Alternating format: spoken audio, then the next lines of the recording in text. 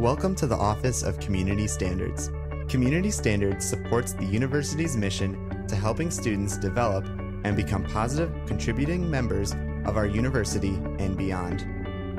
Community Standards works to protect the rights of students by providing them with a fair and equitable process in resolving behavioral complaints. One of the most important rights afforded to UConn students is the right to a fair process if a student is accused of violating the student code. You might be wondering, what is the student code? The student code is a list of the rights and responsibilities we all have as members of the UConn community. These rights and responsibilities were created to ensure that all students have the opportunity to learn in a healthy and safe environment. If a student has allegedly violated the student code, they will go through a process which will give that student the opportunity to explain their behavior or defend their actions. The process consists of an administrative conference and potentially an administrative hearing. If a student has allegedly violated the student code, a conduct officer in the Office of Community Standards will email the student with an appointment. This appointment is called an administrative conference.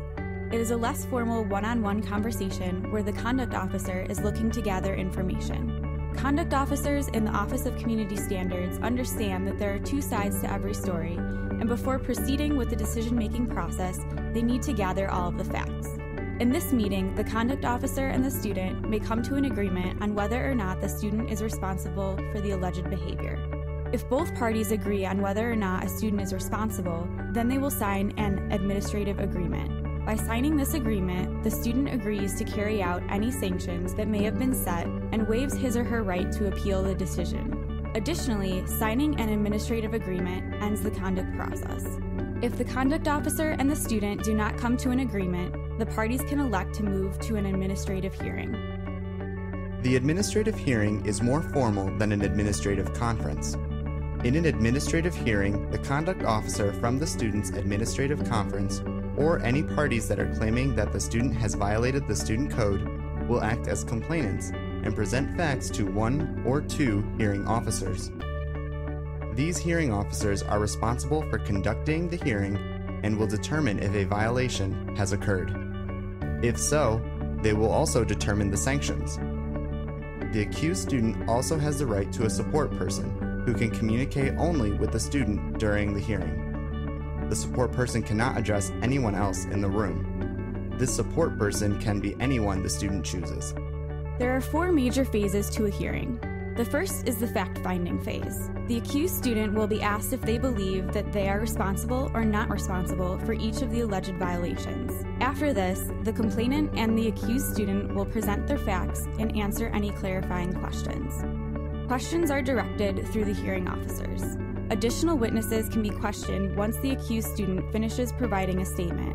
Both the complainant and the accused student will have the opportunity to make any final comments, and the hearing officers will ask any final questions at the end of this phase.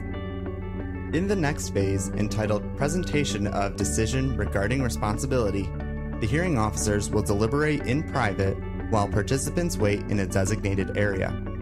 After they have made a decision, they will reconvene and state whether they have found the student responsible or not responsible for the alleged violations. If the decision is not responsible for all violations, then the hearing has concluded. If the decision is responsible, then the hearing moves to the sanctioning phase.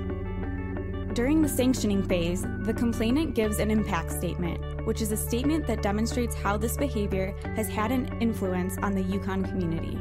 The complainant will present the hearing officers with the responsible student's transcript and any prior conduct history.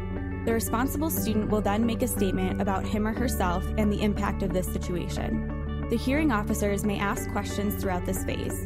After the hearing officers have gathered all of their information, they will go into deliberation and all other parties will leave the room. During the last phase, the presentation of sanctions, only the responsible student and the hearing officers will be present. They will present the sanctions to the student and will explain the general guidelines of each sanction. A letter will be sent to the student via email and either his or her current or permanent address. This letter will outline the details of the sanction. In addition, this letter will explain the appeals process if the student chooses to appeal. Lastly, The hearing officers will provide any final comments and explain anything else that is unclear about how to complete the sanctions. This concludes an administrative hearing. As you can see, there are many differences between the administrative conference and the administrative hearing process. If you elect to move to a hearing, you may ask your conduct officer from your administrative conference how to prepare. It's important to know that the Office of Community Standards' first priority is to educate students and to provide a supportive environment for all students, including students who allegedly violate the student code. If you have any additional questions, please contact the Office of Community Standards at 860-486-8402 or by emailing the office at community@uconn.edu.